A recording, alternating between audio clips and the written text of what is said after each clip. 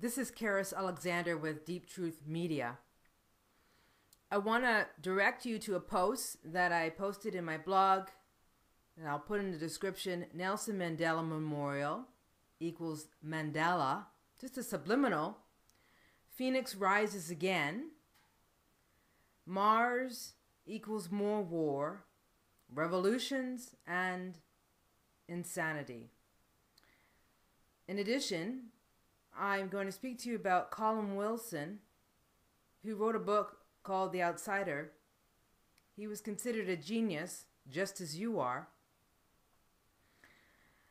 And he dies on the same day as Nelson Mandela supposedly died, on December 5th, 2013. And I'll give you an indication as to why December 5th could potentially, or is it potentially, an important day for the power control force, and why these deaths occurred on this auspicious day. On my Facebook page, for those of you who'd like to join me there, you can do so, and I'll leave my name at the end of this podcast. That is, if I remember. Not a likely coincidence that Nelson Mandela dies on the same day as the opening of the movie based on his biography. And the premiere of the movie opened in London, where Prince William and the Duchess of Cambridge, along with Nelson Mandela's daughter, Zinzi, were walking along the red carpet, apparently at the time of the film opening, Mandela, Long Walk to Freedom. There's no coincidences here. You know, did Nelson Mandela die on the 5th of December? That begs to be questioned. I hardly think so.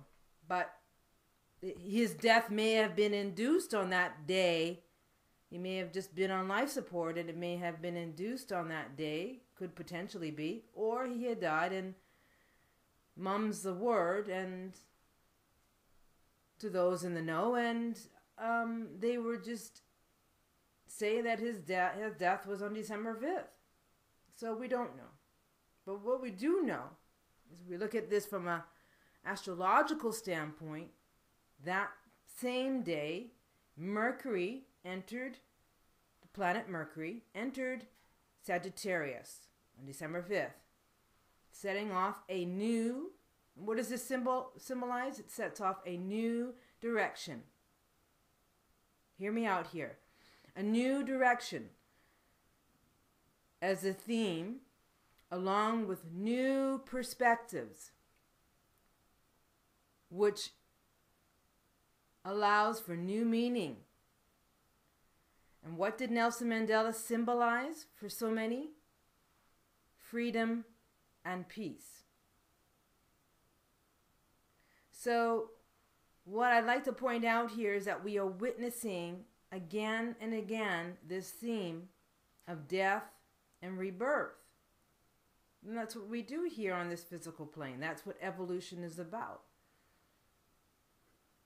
But the opportunity for you on your evolutionary trajectory, whatever that is, because we're all on this path of evolution here as we experience this reality in this mind-body construct, or this brain-body construct, using the mind, the thought and thought process, which are not us. As awareness, we simply rest in a constant state of paradise, the totality of who and what we are. We are beyond genius. We are beyond this third dimensional construct, and yet a portion of who and what we are is simply captured in this brain-body construct, using the mind, the thought and thought process again, which are not ours. And so what is happening is that the power control force, and they've been doing this for hundreds of years, is trying to circumvent your evolution. They're trying to deny you your right to ascend, your right to transcend all of this existence and come to know the totality of who and what you are as awareness and live out your existence in this reality and create and co-create a world in which you want, not a world in which is being spoon-fed to you. You have to understand that the power control force operate on a totally different level than we do, than the reality that is spoon-fed to us. Please know that. And so this death and rebirth theme, the phoenix rising out of the ashes, is showing up again and again and again, and it will continue to show up. It turns out that every December 5th, there is a meteor shower in the Phoenix constellation. And this December 5th, coinciding with the death of Nelson Mandela and Colin Wilson, the eternal outsider, who I'll talk about in just a little while, is very symbolic in terms of the ritual that is playing out at the Soweto, that played out at the Soweto Stadium on Tuesday, in terms of Nelson Mandela's memorial ceremony, in which so many people were engaged in, but it was a ritual.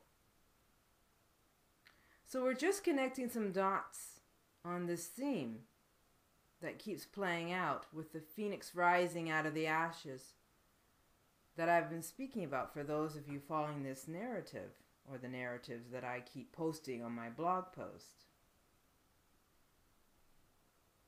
Again, I'm just sharing a perspective. Now, for a little background, the phoenix is a minor constellation in the southern sky, named after the mythical phoenix. It was first depicted on a celestial atlas by Johann Bayer in his 1603 Uranometria. Phoenix is the radiant of two annual showers, the meteor showers, the Phoenicids, also known as December Phoenicids. I don't know, I'm not saying that right. Was first observed on December 3rd, 1887. The shower was particularly intense in December 1956 and is thought related to the breakup of a part of a comet, Blancpain. It peaks around the 4th and 5th of December, though it is not seen every year. So I wanted to bring that to your attention. I found that very interesting. This is just what I'm sensing is happening on a much higher level. And so what I'm experiencing is a bleed through. So what I'm understanding or comprehending is that I'm able to see at a much higher level in terms of what the power control force are doing. And although I'm still feel like a child or a kid, learning about all this stuff, I feel that I'm tuned in to the level in which they are operating at to a certain degree. And that is the cosmic plan, the astrological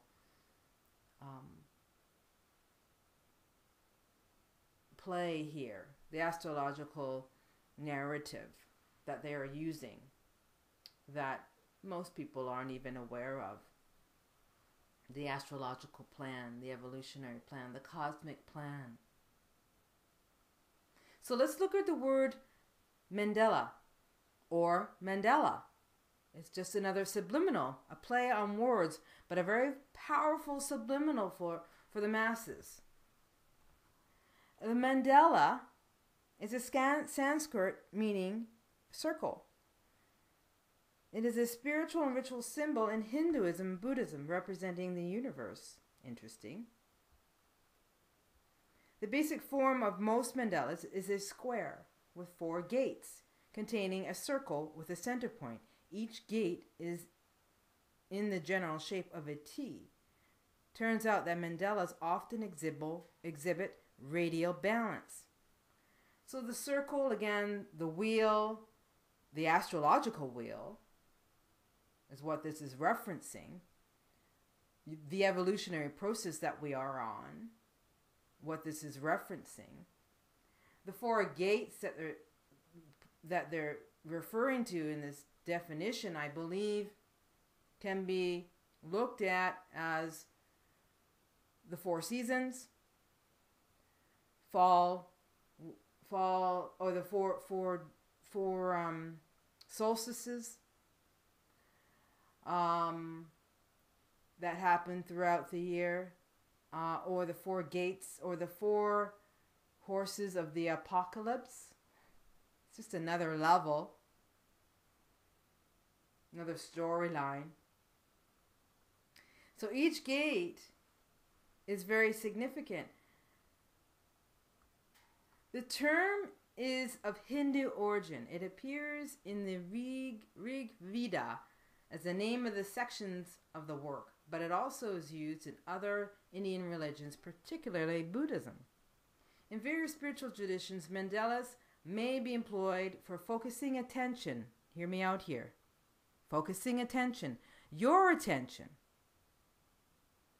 By focusing attention of aspirants and adepts as a spiritual teaching tool for establishing a sacred space, or what I would say in modern day and what the power control force are using it for, the sacred space is for satanic rituals and is an aid to meditation and trance inducement.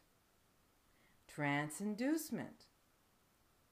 So if the power control force are using the circle, the mandala, to induce the trance state, to cement the trance state of the masses through their rituals, their satanic rituals. In common use, mandala has become a generic term for any plan. Yes, the power control force has many plans, or a chart, or a geometric pattern that represents the cosmos, metaphysically or symbolically. So the power control force are using this geometric pattern that represents the cosmos, metaphysically or symbolically, which is a microcosm of the universe, and overlaying their dark and sinister satanic ritual plan, or calendar for that matter, and have particular events on this calendar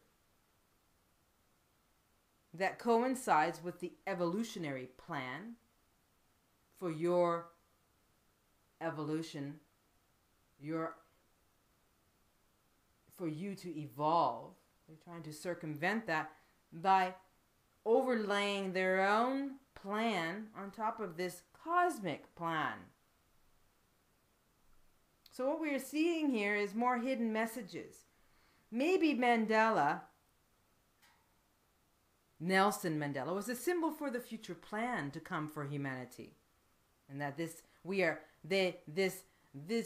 ritual, this satanic mega ritual that happened on Tuesday, December 10th, at the Memorial Stadium, or the memorial at the Soweto Stadium, was a precursor for what's to come, for the future plan to come for humanity, which does not include freedom and peace, which is what Nelson Mandela represented. But my guess is that something else like austerity or totalitarianism. You know, they keep throwing these memes around, and why would they be doing this?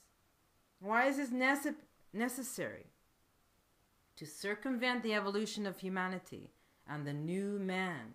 You are evolving into a new human being, a new man.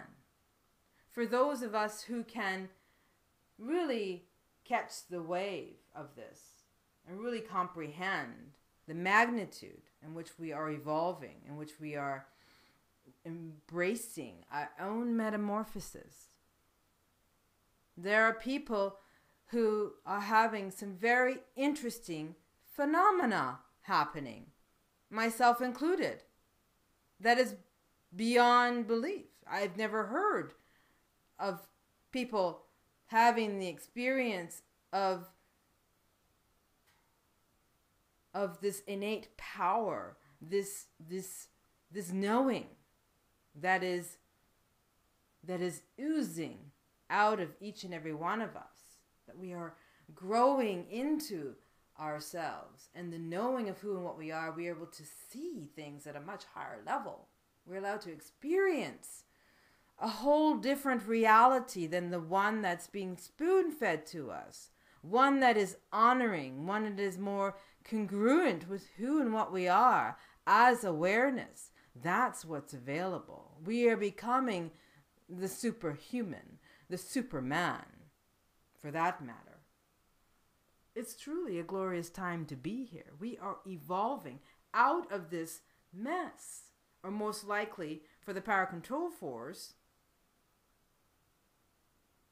who are in fear every single moment of every day that we will come to know the truth of who we are so engaged in this transhumanism agenda in order to, again, circumvent the new man, the new human, the natural order that is evolving out of this cosmic plan. They are going to be, and they are currently, power control force, introducing us to robots. And I'll talk to you about that a little bit. They are trying to take the alchemical process into their own hands and create a new human of their own, a robot that will supersede the intellect of any human. And we have to watch for this. Transhumanism is their agenda. They think they are gods, and they think they can tinker with nature and create robots who are smarter than we are in order to keep their power. It's fascinating, isn't it? Now, if we go to the memorial Nelson Mandela, it drew dignitaries from all over the world. Let us not forget. With this event taking place in the Soweto soccer stadium, none other than a circle, the stadium of the Mandala circle. It's fascinating when you can see all this stuff. It doesn't have to make complete sense to you, but this is what's happening. This is again, I'm sharing a perspective, but hopefully you can see where I'm going with this. It is here where South Africans and dignitaries converged at the soccer stadium in Soweto for a memorial for the former President Nelson Mandela, or more importantly, a ritual of sorts in preparation for the next phase of Armageddon, last day of judgment, revelations to come in the illusory future, just another narrative playing out right after Typhoon Haiyan. Another mega ritual. And I'm a little disappointed that more people haven't reviewed my last podcast on Typhoon Haiyan, because it was very significant. And there I mentioned, again, the Phoenix Rising. That was playing out big time. And that theme and that ritual that occurred weeks back. And then this mega ritual. And then we also, what I'm keeping a close eye on is this Ukraine, because that was coinciding with Nelson Mandela as well, his death. The uprising in Ukraine, Kiev, Ukraine, and the millions of people in that square, the square, that circle, the square, the cross. I'm going to talk about the square and the cross. It's all so interesting. I don't have any good feelings about what may become of what may happen there. Well, I'm just waiting to see. That many people in the square and the police, something's going to give. So let us not be fooled. There are two narratives at play here and many others for the power control force. The other for the humanity. So one for the power control force and one for humanity. The memorial is a chance for the South Africans to remember and honor their first president and the man who did so much to bring about the end of apartheid. Why? Because Mandela, the character, symbolized freedom and peace. And for many who are desperate and adhere to the Messiah syndrome, who is going to save them now? Now, the power control force, on the other hand, used December 10th, 2013, a Tuesday, which is the planet Mars day, planet of war, to initiate another mega ritual of sorts to induce and further submerge humanity into trance state by harvesting the energy. They harvest a lot of energy that day around the world in order to cement their plans for the next phase. So the planet of war, Mars, will traverse the sign of Libra, because it entered Libra December 8th. That's Sunday after Nelson Mandela, Colin Wilson died. Look how they play this. Mars entered Libra December 8th. Not a coincidence. The planet of war, and will traverse this sign into 2014, leading up to the Grand Cross. So Mars is going to make its way gradually through the sign of Libra, then it's going to go retrograde and come back to 9 degrees, and then it's going to go forward again. And in that span of time, it's going to make, at a very significant point on April 21st, Mars will create, because of the planetary movement of Mars, it will create a cross, meaning some sort of sacrifice. We'll have to see just more subliminals here. And it turns out that this picture kept popping up during the memorial ceremony. Nelson Mandela and his prison numbers, 46664. We have 2 4s with the sign of the beast in the middle, 666, Aleister Crowley. But the numbers add up to 26, which is the number which showed itself 1 year ago at Sandy Hook, with the 26 killed at school on December 14th, 2012. 26 bells tolled in Newtown on 21/12/2012, which was a winter solstice, the beginning of winter solstice, I might add. That being the last quarter in the Mandala, right? The Mandala has 4 squares. It's divided into 4.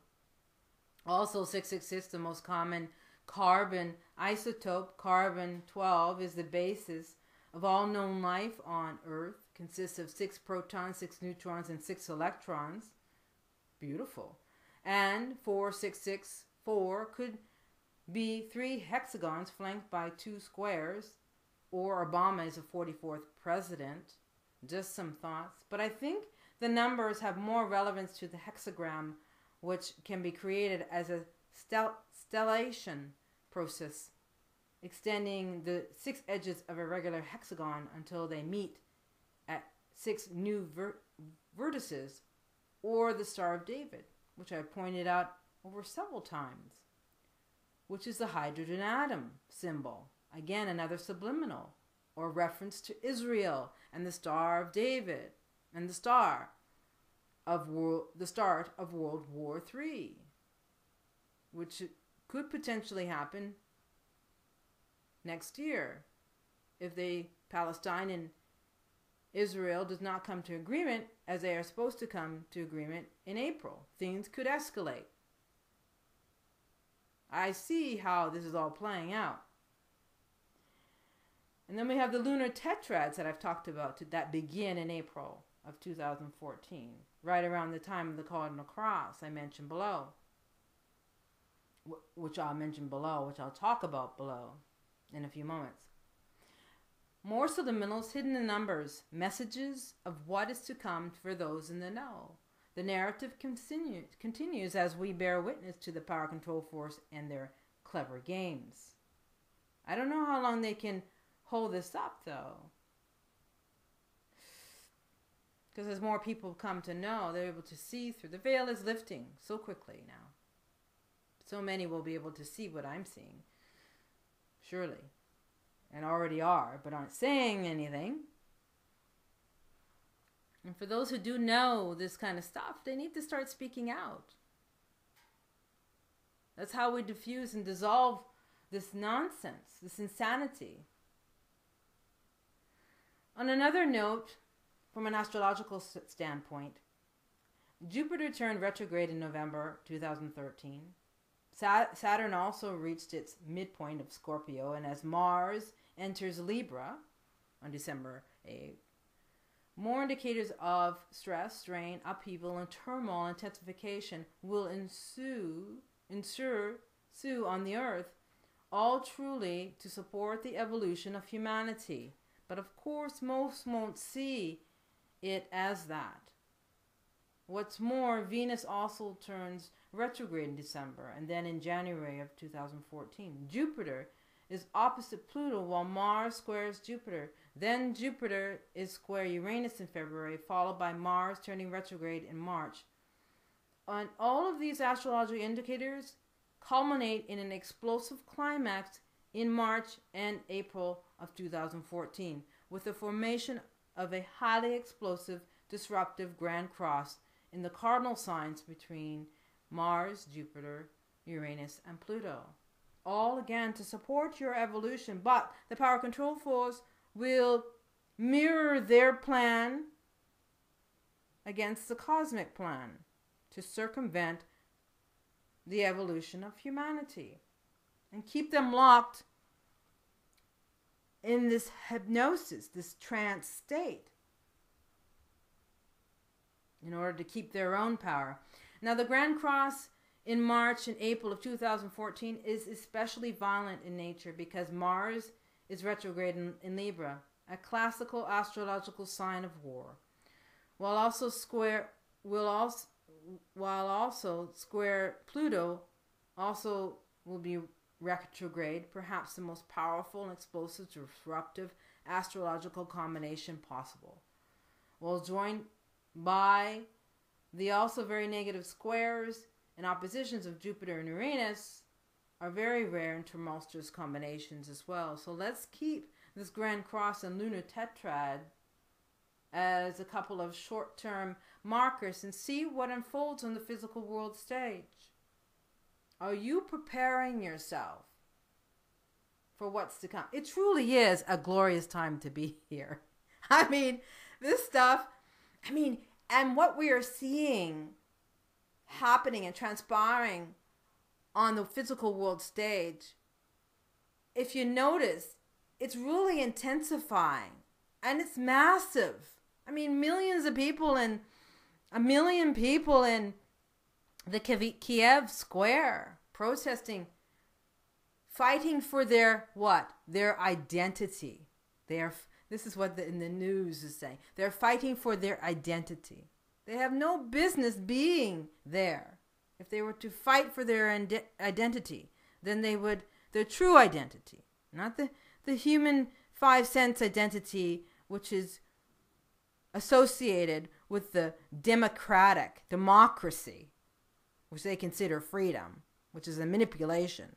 If they would truly seek their identity, they would all leave that square, go home, and do their internal work. That is all that needs to be done. And detach from this system. But when you are embroiled in ignorance, willful ignorance, I would just say that many people, most of humanity, is just ignorant.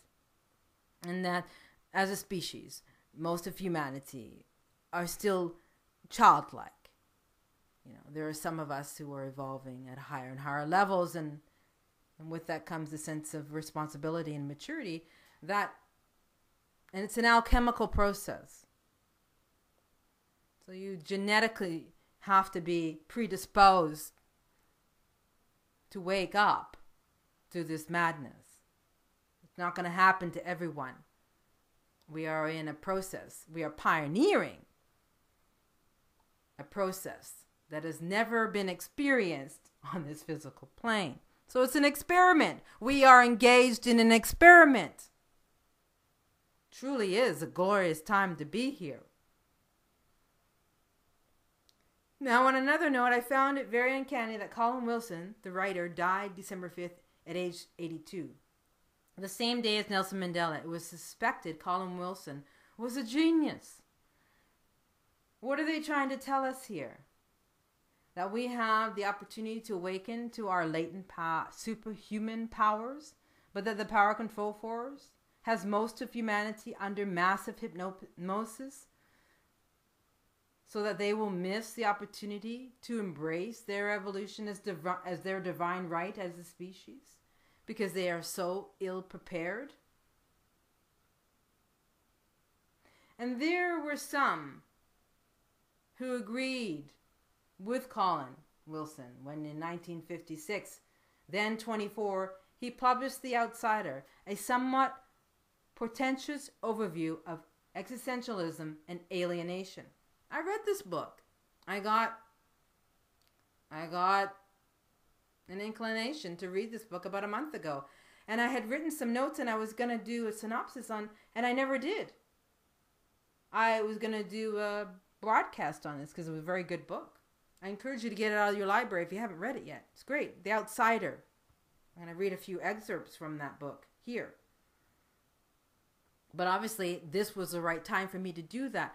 And so what I'm sensing here is that on a very high level, although I read the book, look what transpired on December 5th. He actually died. And so what I'm sensing is that I'm able to see into very minutely bits of the plan that's unfolding through the power control forces plan. Because I hold the intention, I hold my attention, that I want to know what they know. I want to know what the power control force knows. I hold that attention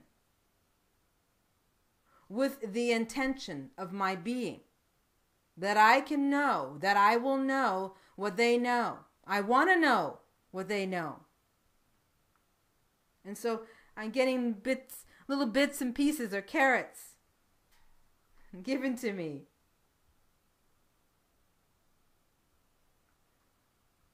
To allow me to stay the course, knowing that I am going to know what they do know, that they don't want me to know, and that I'm going to share with you.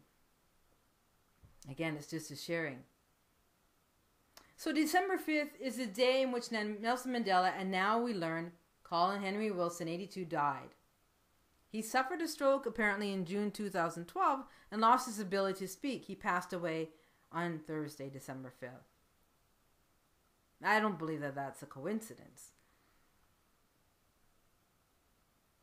So Wilson was a prolific English writer who first came to prominence as a philosopher and novelist. Wilson also wrote widely on true crime, mysticism, the paranormal, and other topics.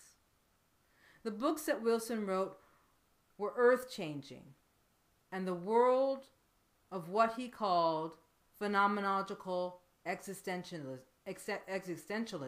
included the outsider, the occult, and the goblin universe. Originally, Wilson focused on the civilization of what he called Faculty X, which he saw as leading to an increased sense of meaning and on abilities such as telepathy and the awareness of other energies. In his later work, he suggests the possibility of life and death and the existence of spirits, which he personally analyzes as an active member of the Ghost Club, or what he calls the Ghost Club. And so, as I mentioned here in this post, I happened to read the book about a month ago, and there's no coincidences here. And I found it thought-provoking and comforting book, a rare find for those of us who think outside the box.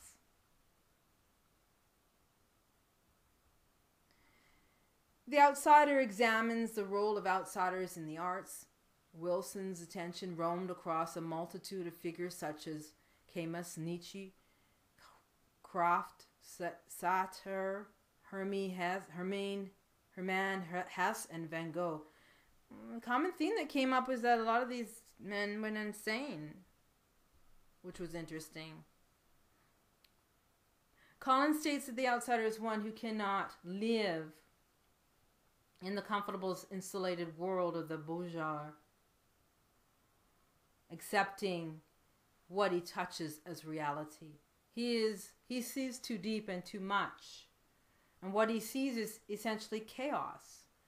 For the bourgeois, the world is fundamentally an orderly place, with a disturbing element of the irrational and terrifying, which his preoccupation with the present usually permits him to ignore. For the outsider, the world is not rational. It is not orderly. I'm just reading some quotes that stood out for me from his book.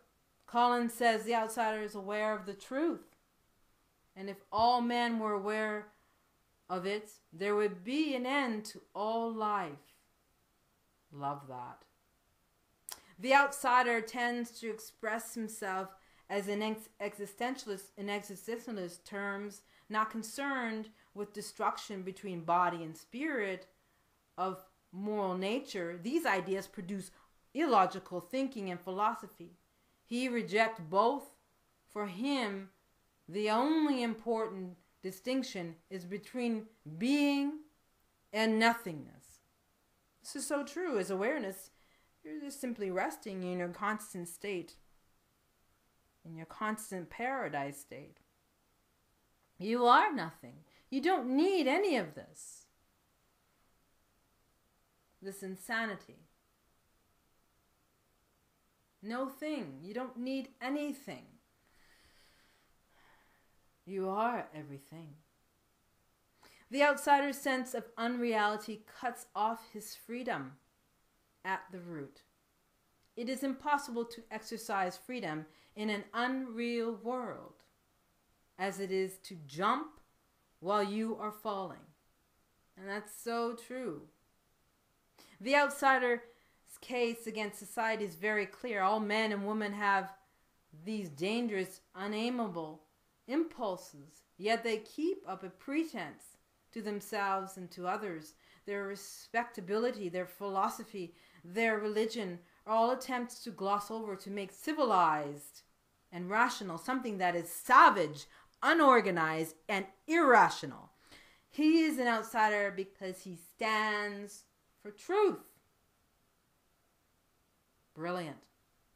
For the outsider, as Colin says, the world is not rational, not orderly. When he asserts his sense of anarchy in the face of bourgeois, complacent acceptance, it is not simply the need to cock a snook at respectability that provokes him. It is the distressing sense that truth must be told at all costs, and otherwise there can be no hope for an ultimate restoration of order. Even if there seems no room for hope, truth must be told. The outsider is one who has awakened to chaos. He has no reason to believe that chaos is positive, the germ of life. as the germ of life, in spite of this truth, must be told. Chaos must be found. So brilliant. I want to thank you so much for tuning in. You can read my blog post in the description. And if you want to join me on Facebook, my name is Kerrace, Kerrace, Alexander. I thank so much for tuning in. And all my friends on Facebook, I totally thank you so much for the dialogue. Keeps me sane. Lets me know that I'm not the only one who has ideas and who can understand what's on a higher level, what is going on. We can share like this in community. It's very humbling and it's very supporting. And so I thank you so much for continuing to tune in here. It truly is a glorious time. Embody and embrace your own unfoldment. We are all experiencing something out of the ordinary, which is extraordinary. It truly is a glorious time to be here. Love to you all. We'll talk to you soon.